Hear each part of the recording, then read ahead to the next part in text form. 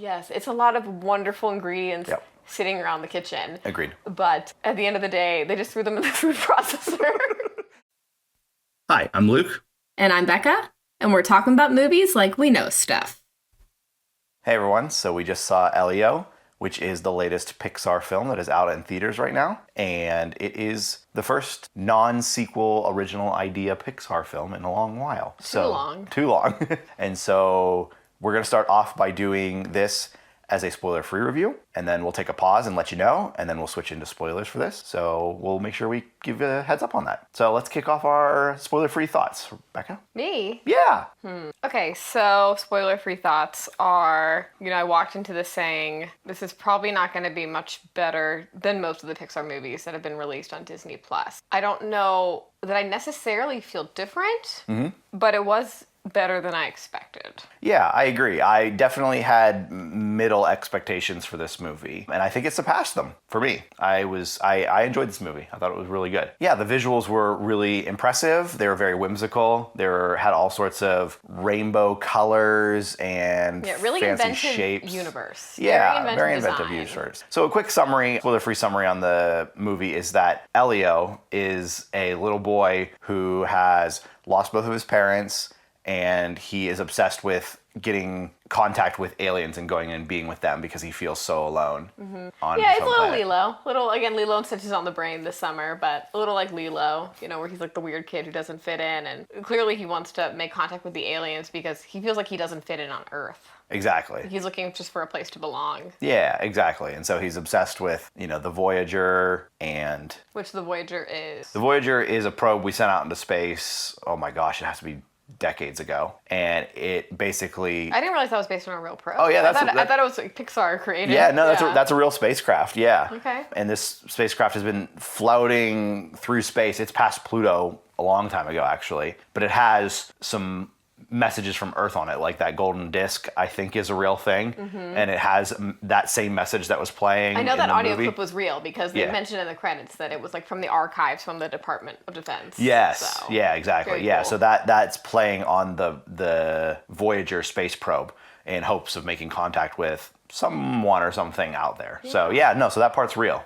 Cool. Yeah, pretty cool. But yes, I think that this movie was pretty good. Again, above my expectations. I will say the one thing that I would warn parents about on this one is that this movie has like 3 or 4 like horror bit gags on it. Yeah. Where like it would have scared me if I was 6. It wasn't scary. Yeah, exactly. Like those moments would have scared me if I was 6. And I saw, did you notice the mom and the 2 children at some point that they left? And I don't know if it was for a bathroom break or because they were like, and it was like after one of those moments. Oh no, I missed that. I didn't see that anybody left. Yeah, it makes me wonder because like Sid's room scared me when I was a kid. Sure. And I was about 6. Yes. So I think this would have been too scary for me. Yeah. At that age. Yeah, now, again, understand that it is a kid's movie, but they do some like horror call-outs or references to other things in horror films, and the moments are very brief, and they're usually followed up very quickly by comedic events.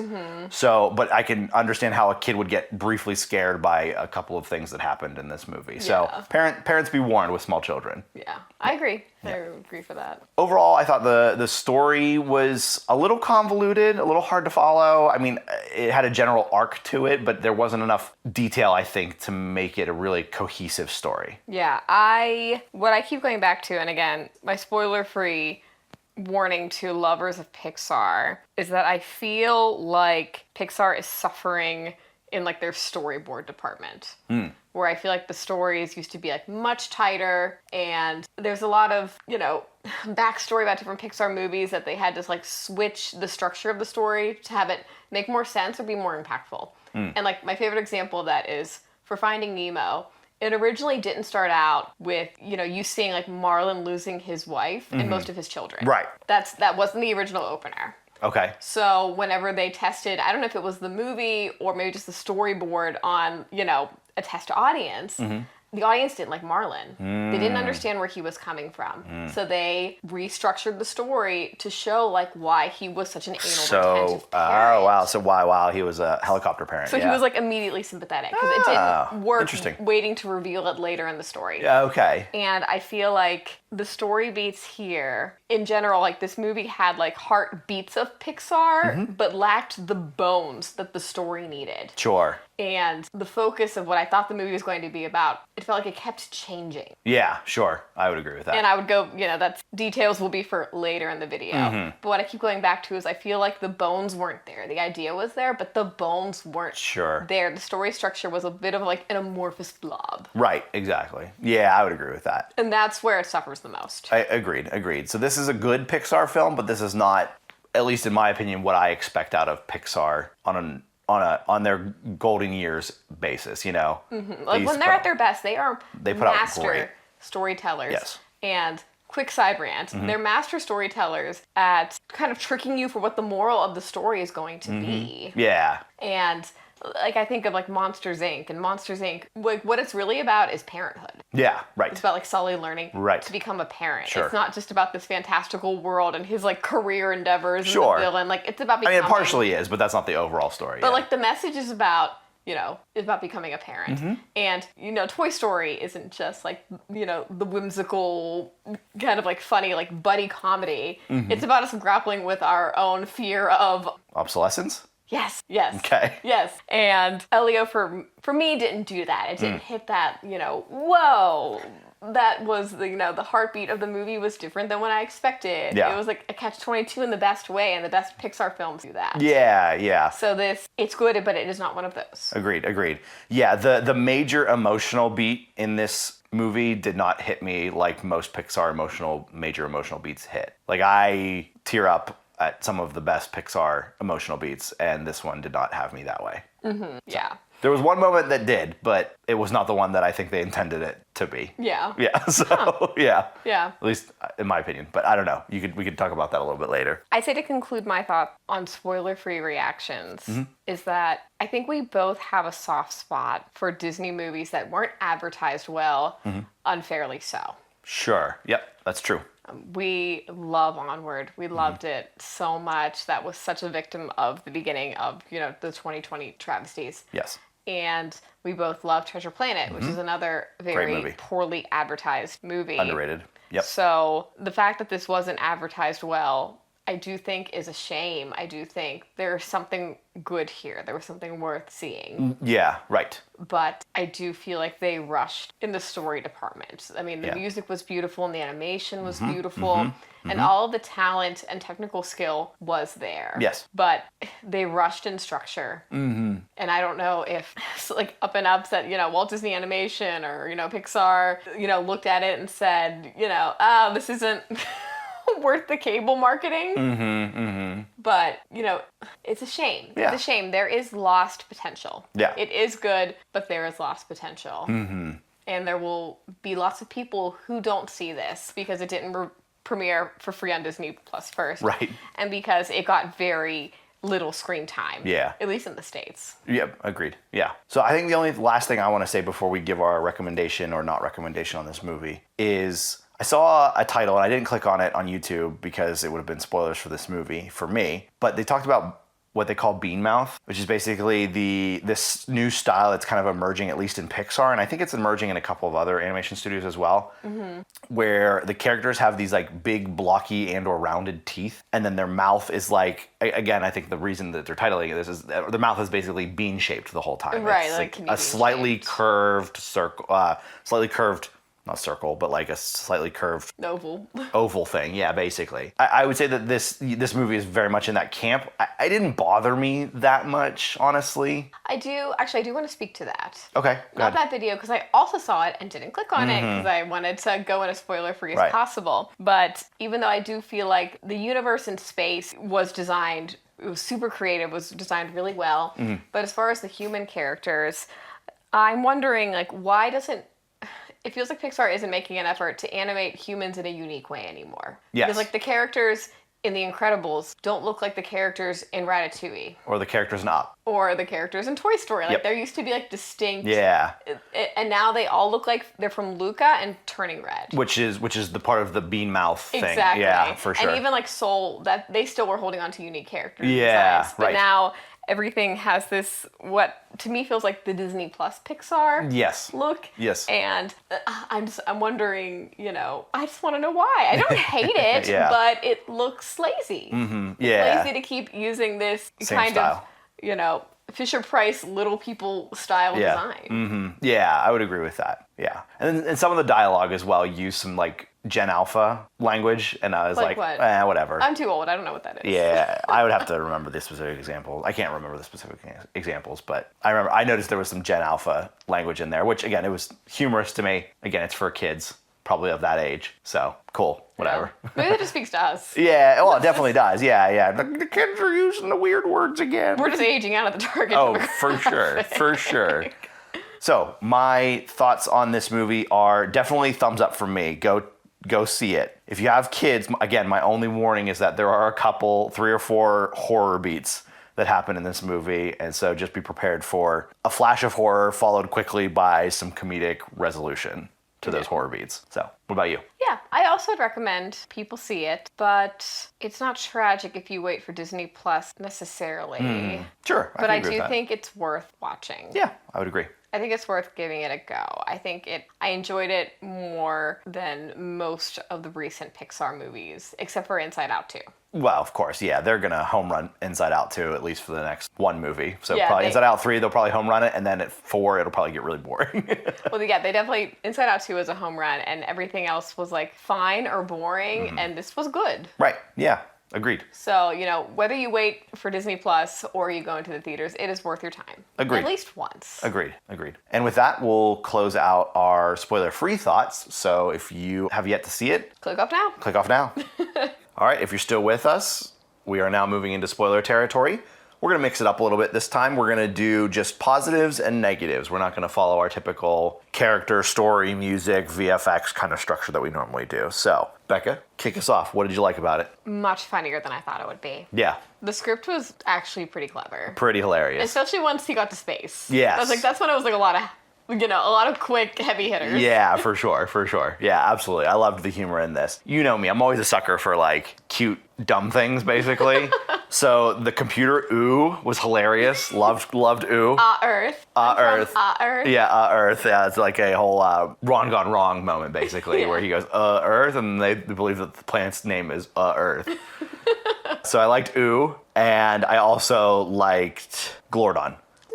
Glordon was awesome. I loved him. He was so cute. I'm glad he was a major, or he or she, I guess they said, Is it he? Is it he? Yeah, okay. The son. Yeah, that's right, yeah. He was a major character because most of usually my favorite comedic relief characters are usually side characters, like Hey is a side character. So he doesn't get a lot of screen time, so Yeah, it was not a lot nice. of dialogue. It was nice that Glordon got a lot of screen time because they were a major character in this one. I really liked that, so. He was so sweet. I can't believe how attached I got to this like worm thing, right. character. But Exactly. so sweet. With Yeah. no eyes. Yeah. I know. Yeah, that was an interesting Choice. Honestly, that's a bold move by Pixar because the eyes convey so much in animation. They really used his body language and his So, voice. yeah, The his voice body of language and body. his voice. Like, that's the whole reason that he had those little, like, antenna feather things on his back is because that, and the ears, the little bunny ears, basically, those were all used to help convey what the eyes weren't able to convey because they didn't have any eyes. Mm-hmm. So I thought that was really, really cool. So I think another thing that I really liked, I honestly appreciated and didn't appreciate the horror kind of elements to it. It was off-putting, but also entertaining and different for a Pixar film. So I mean, this was like traumatizing. I think of some like moments in The Good Dinosaur that were traumatizing. Like they Right. weren't funny; they just crossed the line. Right. These were funny. they were funny. Yeah. Again, so like when Elio first met Glordon is a giant worm with no eyes and a big mouth. And the mouth looks like a dune worm mixed with like a sarlacc pit, essentially. So it's It got looks like a bunch of like teeth. what in was it. like the Pirates of the Caribbean monster, the Kraken. It's like A little bit like the Kraken. mouth, and the multiple rows of teeth. Yeah, that's fair. Yeah, definitely those three monsters definitely convey what the mouth looked like. Elio meets Glordon. He's in trouble and he's trapped, and Glordon opens his mouth and it looks really, really scary, and there's like red light in the back and ever, and then suddenly all the red light cuts away and he's like, hi, and he just like turns out to be like really goofy and stuff like that. So He's a cute little kid. yeah, exactly. I appreciate at the end the Terminator reference when clone Elio starts to melt, Melting. basically.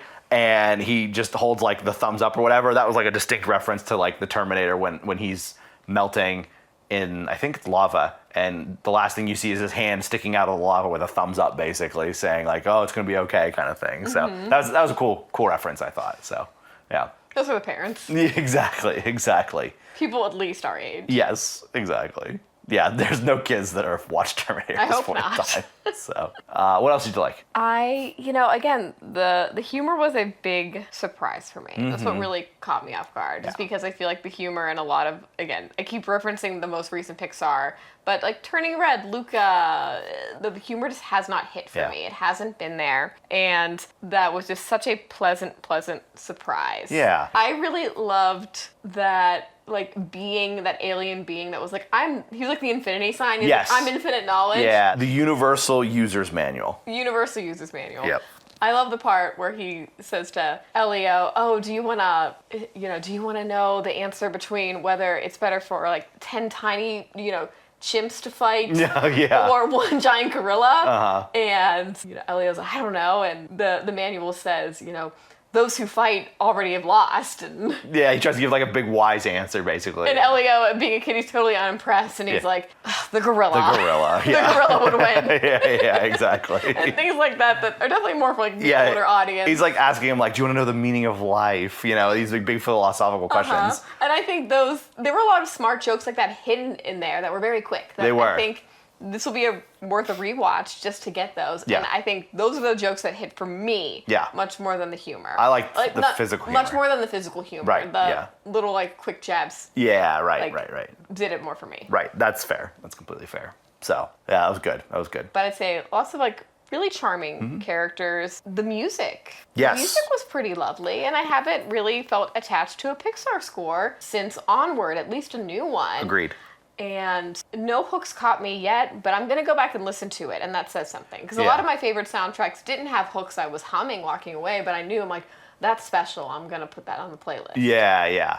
Two that stood out to me was when the aliens make contact with Elio for the first time, or was it the alien nerd guy? Either way, there's that sound. It probably was both at the same time, actually, if I remember correctly. But there's that sound bite that they played, that like musical riff or whatever. I appreciated that they threw that in a couple of different times throughout the soundtrack. Right, yeah. That was a nice riff motif that happened throughout the way. Another track that I really liked was when the bad guys were on the community ship. The Communiverse, Yes. right? The Correct. Communiverse. Yes, the Communiverse. And they did that little stomp, chest pound like rhythm, and then a song music came in for the behind ceremony. it. I liked that pretty cool piece, that actually. piece of music. I did. I really liked that piece of music. So yeah, the music was very good in this one. The opening track made me groove a little bit. I don't think that song was specifically made for this movie. I think it was licensed off of like an album or something like that. I would have to double check that though. So yep. I know I really appreciated the piece at the end.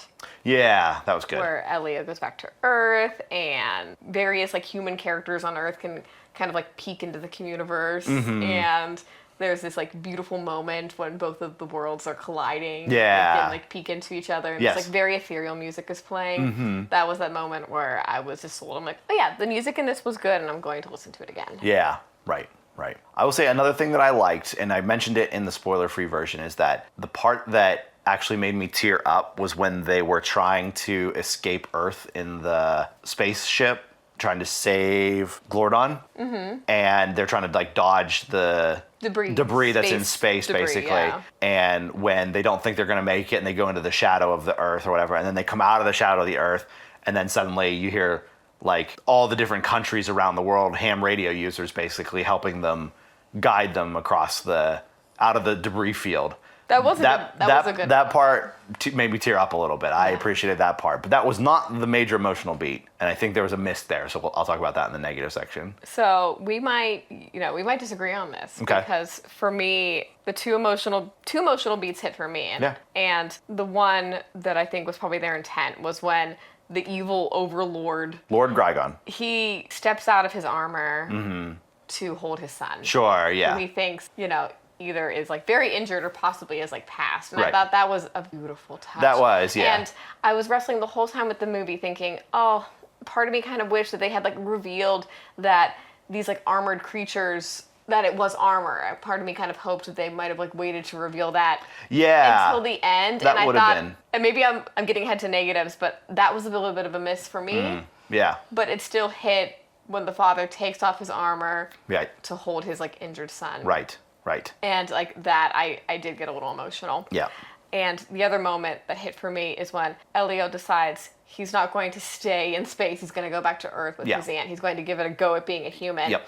And they take away his like communication badge where he could, all the aliens, he could understand them. Yeah. And it's this very bittersweet moment because they're still talking to him, they're saying goodbye, they're thanking him, and he can't understand any of them. They're all speaking in that alien. They are, but there was language. there was like tones of "I love you, goodbye." Exactly. So Yeah. you still knew what was going on. Yeah. That's why it's like a That is- bittersweet yeah. moment because like, oh, he is leaving. He is not one of them, but he's like made this like giant impact. Sure. But also can't stay. Yeah. It was. Yeah. See that got me. yeah, I was gonna say that is the emotional impact that I think they were going for, and that one didn't get me nearly as much as I guess it apparently got you, which is fine. It just didn't. The father-son moment got me more, but I Sure. thought that was such a clever touch that Yeah. he leaves and he can't understand them anymore, but he also can. That was nice. That was that like moments like that. That's the Pixar storytelling magic that I'm looking for in these movies. Sure. That I want. Yep, I agree. And I think the last tiny positive that I will give to it is the post-credit scene that teases their next film, Yeah. Hoppers. Hoppers. I thoroughly enjoyed that teaser. That was really good. I am sold, and I will already go see that movie.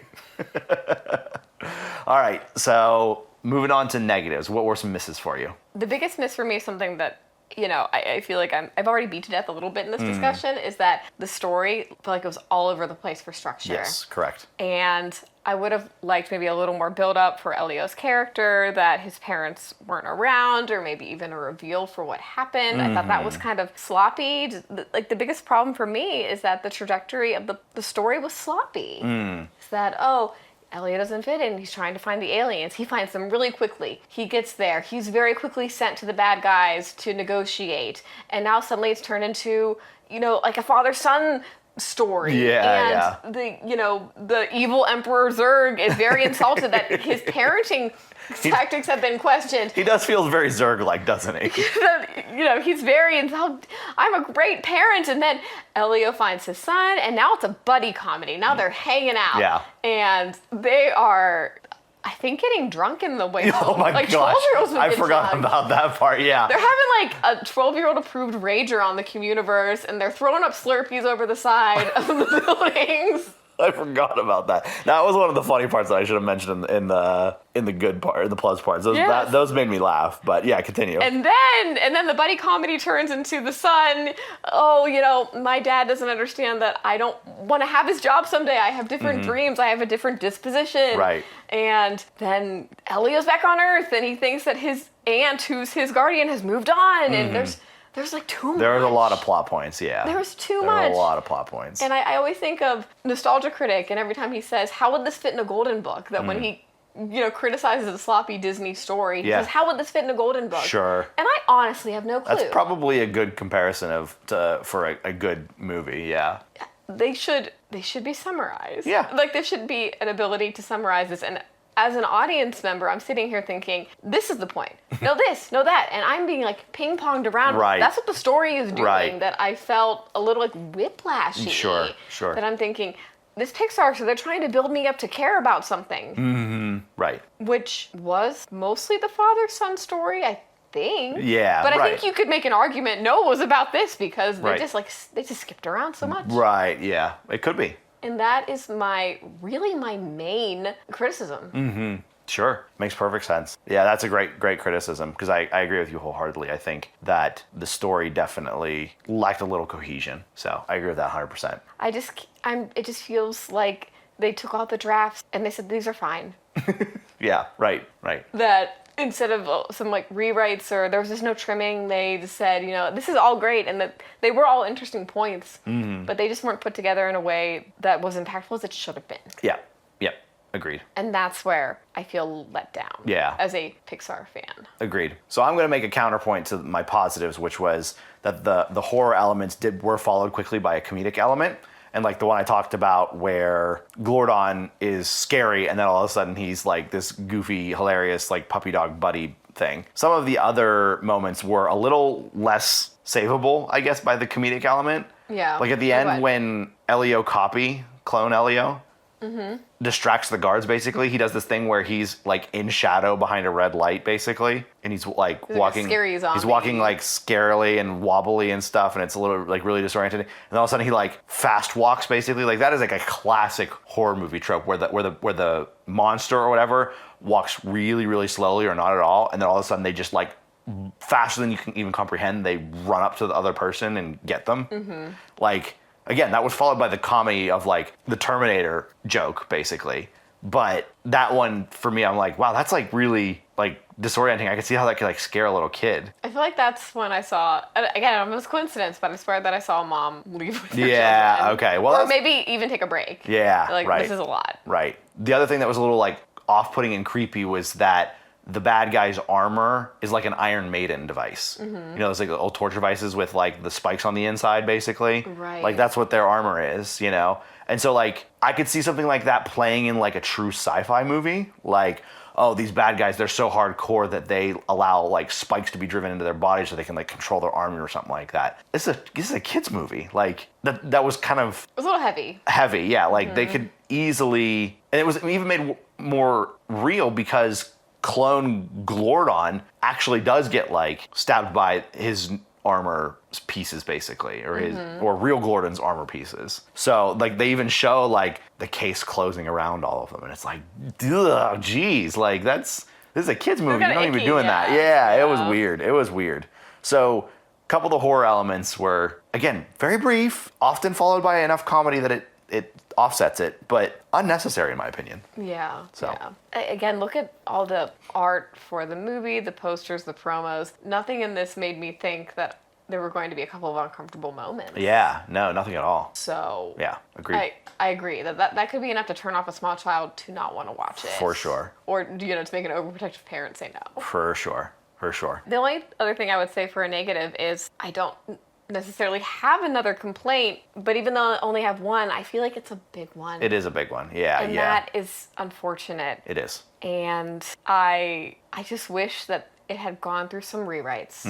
That might not be the most clever suggestion. It's not like the internet has Sure. never called for that before. Yeah. But, part of me is hoping that another YouTuber I respect will sit down and do a script doctor. Yeah. Because I think it needs The it. potential is there. It could be an excellent Pixar movie. It just need a little bit more organization. Yes, it's a lot of wonderful ingredients Yep. sitting around the kitchen. Agreed. But at the end of the day, they just threw them in the food processor. They just threw the It's fine. storyboard at the wall, and whatever order they came out on the wall, that's the order they went with, basically. They're Yeah. like, it's fine. All the advertising is going to Lilo and Stitch anyway. Anyway, yep. That's true. That's very true. So not a lot of nitpicky things necessarily to say, but I wish my one complaint wasn't something that was so central.